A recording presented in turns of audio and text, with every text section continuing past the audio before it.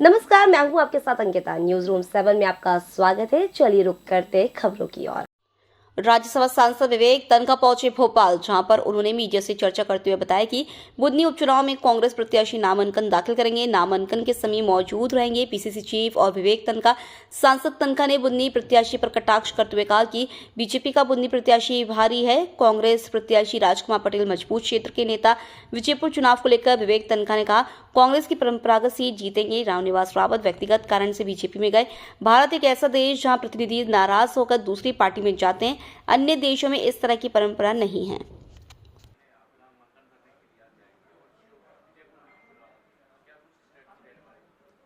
देखिए, बुधनी और विजयपुर दो अलग अलग मुद्दों का चुनाव है।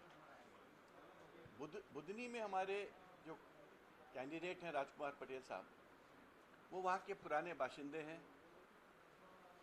उनकी जो इलेक्शन पैरामीटर्स हैं वहाँ के, वो भी मैच करते हैं। बुधनी के लोग से वो परिचित हैं और एक प्रकार से वो वहाँ के लोकल हैं। बीजेपी में एक अंतर्कलह है। जो बीजेपी के माननीय कैंडिडेट हैं वो शायद बुधनी के नहीं है, तो बुधनी के लोग उसका विरोध कर रहे हैं। और मैं बार बार ये बोल रहा हूँ कि मध्य प्रदेश नहीं, पूरे देश में इस वक्त ये एमएलए का जो चुनाव हो गया, बड़ा क्षेत्रीय चुनाव हो गया है। मैं जबलपुर में देखता हूँ कि अगर जबलपुर वेस्ट के आदमी को आप कैंट से लड़ा दो तो लोग नाराज हो जाते हैं, और कैंट के वाले को वेस्ट से लड़ा दो तो नाराज हो जाते हैं। तो वही बात बुधनी में मैं देख रहा हूँ। बीजेपी में अंतर्कलह इस बात की है कि वो जो कैंडिडेट है वो हमारे क्षेत्र के नहीं है, तो क्षेत्रीयता की भावना है। तो बुधनी का जो पूरा चुनाव है क्षेत्रीयता पे और लोकल पैरामीटर्स पे चलेगा। और जहाँ तक बीजापुर का सवाल है, मेरा वहाँ एक मूल प्रश्न वहाँ के लोगों से है और देश के लोगों से है। मैंने विश्व भर में जितने प्रजातांत्रिक देश हैं सब जगह मेरी परिचय है, मेरे मित्र भी हैं, पार्लियामेंटेरियंस भी मेरे मित्र हैं।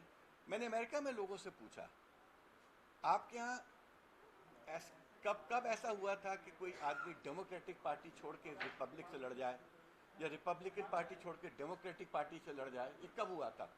कहते तनखा साहब 100 साल के इतिहास में नहीं हुआ। मैंने यूके में पूछा कि कब किसी ने कंजर्वेटिव पार्टी छोड़ी, लिबरल पार्टी छोड़ी और लेबर से लड़े, या लेबर छोड़ी कंजर्वेटिव लिबरल से लड़े? कहते यहाँ तो ऐसी बातें होती ही नहीं है। तो मैं देश से एक प्रश्न करना चाहता हूँ कि ये जो एक नैतिकता का जो एक प्रश्न है, ये डिफेक्शन का जो प्रश्न है, ये खरीद फरोख्त का जो एक प्रश्न होता है, जो बार बार इस बीजेपी के माध्यम से देश में उठ रहा है, क्या आप इसको अप्रूव करते हो? क्या आप ऐसी व्यवस्था चाहते हो? अगर आपको ऐसी व्यवस्था स्वीकार है तो मेरे जैसे संवैधानिक पृष्ठभूमि के लोग क्या कह सकते हैं? मैं तो यही कहूँगा लोगों से कि नैतिकता बरकरार रखो, मूल्यों का आदर करो, और सबसे बड़ी बात, पार्टी की आइडियोलॉजी का सम्मान करो। और मेरे को नहीं लगता कि 24 आवर्स में या 48 आवर्स में किसी व्यक्ति की आइडियोलॉजी बदल जाती है और वो एक पार्टी से दूसरी पार्टी में जाके चुनाव लड़ सकता है।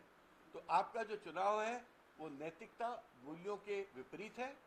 इसलिए जनता को खुद सोचना चाहिए कि हमको ये व्यवस्था बना के रखनी चाहिए कि हम इस व्यवस्था को बिगाड़ना चाहते हैं। लीगली क्या करने जा रहे हैं? जो होना होगा तो निर्मला जी को खुद समझना पड़ेगा 10 शेड्यूल की पोजीशन, और वो अपने आत्मचिंतन करके निर्णय लेंगे। सर, आज नामांकन को लेकर आप लोग पहुंच रहे हैं, आज नामांकन को लेकर अच्छा है, क्षेत्रीयता की भावना वहाँ पर है और बीजेपी में जबरदस्त अंतर्कलह है। हमको पूरे